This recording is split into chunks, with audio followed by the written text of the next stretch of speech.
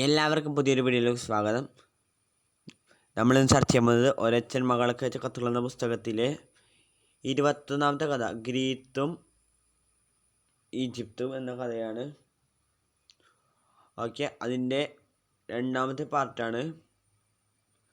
നമുക്കിനി കഥ വായിക്കാം. പിരമിഡുകളും വമ്പിച്ച എടുപ്പുകളാണ്. അവ വാസ്തവത്തിൽ ഫറവന്മാർ എന്നു പ്രസിദ്ധരായിരുന്ന ഈജിപ്തിലെ പുരാതന രാജാക്കന്മാരുടെ ശവകുടീരങ്ങളാണ്. ലണ്ടനിലെ ബ്രിട്ടീഷ് കാഴ്ചബംഗ്ലാവിൽ ഈജിപ്ഷ്യൻ മമ്മികളെ കണ്ടു. നിനക്കോർമ്മയുണ്ടോ? എണ്ണകളും സുഗന്ധദ്രവ്യങ്ങളും ഉപയോഗിച്ചു ചീഞ്ഞു നശിക്കാതെ സൂക്ഷിക്കപ്പെട്ടിട്ടുള്ള മനുഷ്യന്മാരാണോ മൃഗശവമാണോ ആണ് മമ്മി. രോഹിം മരിച്ചപ്പോൾ അവരുടെ ശരീരം മമ്മികളാക്കി ഈ വലിയ പിരമിഡുകളിൽ സൂക്ഷിക്കപ്പെട്ടു.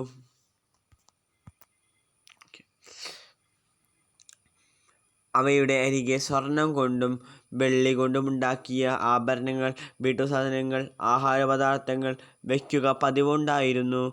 മരണശേഷം അവർക്ക് ഈ വക സാധനങ്ങൾ ആവശ്യം ഉണ്ടായേക്കും എന്നായിരുന്നു അന്നുള്ളവരുടെ വിശ്വാസം.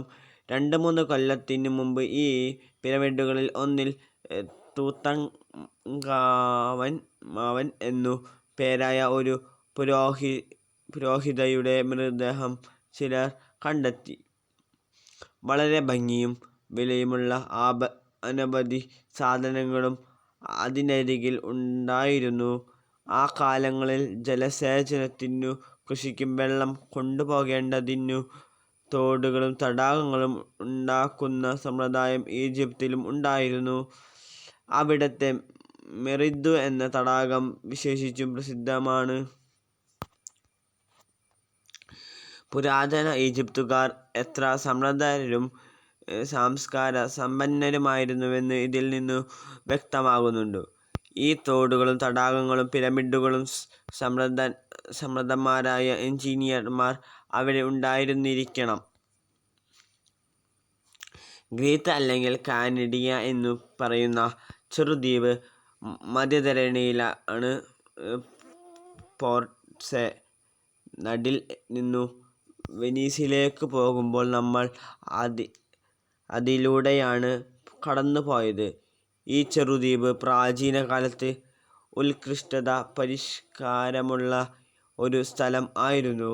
ക്രീത്തിൽ നോയിസ് എന്ന നഗരത്തിൽ വളരെ വലിയ കൊട്ടാരമുണ്ടായിരുന്നതിൻ്റെ അവശിഷ്ടങ്ങൾ ഇപ്പോഴുമുണ്ട്. ഈ കൊട്ടാരത്തിൽ കുളിമുറികളും വെള്ളക്കുഴലുകളും ഉണ്ടായിരുന്നു. ഇതെല്ലാം ഈ കാലത്തെ കണ്ടുപിടുത്തമാണെന്നായിരുന്നു ചില മൂഢന്മാരുടെ വിചാരം. ഭംഗിയുള്ള മൺപാത്രങ്ങളും കൊത്തുപണികളും ചിത്രവേലകളും ഉണ്ടായിരുന്നതിനു പുറമെ ലോഹം കൊണ്ടും ദന്തം കൊണ്ടും വിശേഷിച്ചും പണിത്തരങ്ങളും അവിടെ ഉണ്ടായിരുന്നു. ചെറുദ്വീപിൽ ജനങ്ങൾ സമാധാനത്തോടുകൂടി ജീവിതം നയിക്കുകയും പരിഷ്കാരത്തിൽ വളരെ ഉന്നതി പ്രാപിക്കുകയും ചെയ്തു.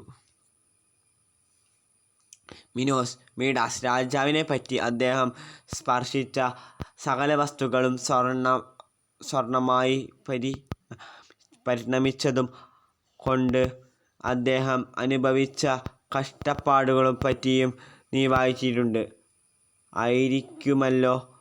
അദ്ദേഹത്തിൻ്റെ ഭക്ഷണപദാർത്ഥങ്ങൾ സ്വർണമായി മാറിയതുകൊണ്ട് അദ്ദേഹത്തിന് ഒന്നും ഭക്ഷിക്കുവാൻ സാധിച്ചില്ല.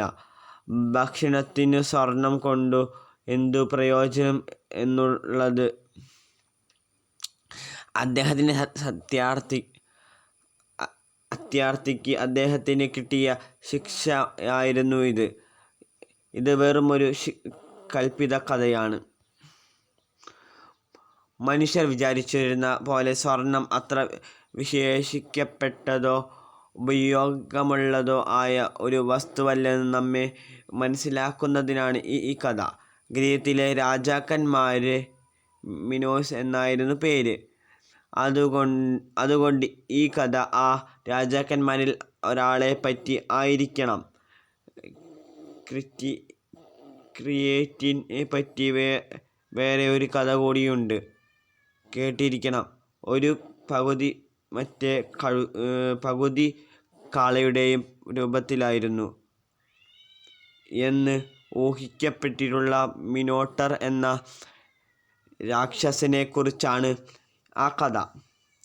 ഈ ജന്തുവിനെ ഭക്ഷിക്കുവാൻ യുവാക്കന്മാരെയോ യുവതികളെയോ കൊണ്ടുപോയി കൊടുത്തിരുന്നുവത്രേ. മതബോധത്തിൻ്റെ ആവിർഭാവം അറിയാത്ത വസ്തുവിനെ കുറിച്ചുള്ള അഭയത്തിൽ നിന്നാണ് ഇന്നു ഞാൻ മുമ്പ് പറഞ്ഞിട്ടുണ്ടല്ലോ ഈ ഭയം. നിർമ്മിതം പ്രകൃതിയെപ്പറ്റിയും ചുറ്റും ഉണ്ടാകുന്ന പ്രകൃതി സംഭവങ്ങളെപ്പറ്റിയും മനസ്സിലാക്കാത്തതുകൊണ്ടായ ഭയം. മനുഷ്യർ പല മൂഢകൃതികളും ചെയ്തിരുന്നു. അതുകൊണ്ട് ബാലികമാരെയും ബാലന്മാരെയും ഒരു യഥാർത്ഥ രാക്ഷസനല്ല, ഒരു സങ്കല്പ രാക്ഷസനു ബലി കഴിച്ചിരുന്നു എന്നുള്ളത് എത്രയും സംഭവ്യം തന്നെ. യഥാർത്ഥത്തിൽ അങ്ങനെ ഒരു രാക്ഷസൻ എപ്പോഴെങ്കിലും ഉണ്ടായിരുന്നു എന്ന് ഞാൻ വിചാരിക്കുന്നില്ല. ആ പ്രാചീന കാലത്ത് ലോകമെങ്ങും നരബലി നടപ്പായിരുന്നു. അതാത് മനുഷ്യർ പൂജിച്ചിരുന്ന സങ്കല്പങ്ങളായ സത്യങ്ങൾക്കു മനുഷ്യരെ ബലി കൊടുത്തിരുന്നു. ഈജിപ്തിൽ നീലനദിയിലേക്കു ബാലികമാരെ എറിഞ്ഞുകൊടുക്കുകയും പതിവായിരുന്നു. ഇതുകൊണ്ട് നീലപിതാവ് വളരെ പ്രിയതനാകുമെന്നായിരുന്നു ജനങ്ങളുടെ വിശ്വാസം. വിദൂര സ്ഥലമായ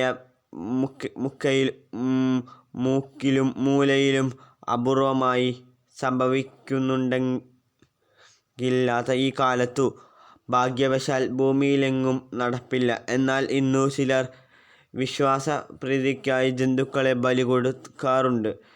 ആരൊക്കെയായാലും ഈ സമ്പ്രദായത്തിലുള്ള ഭജനം വളരെ വിചിത്രം തന്നെ.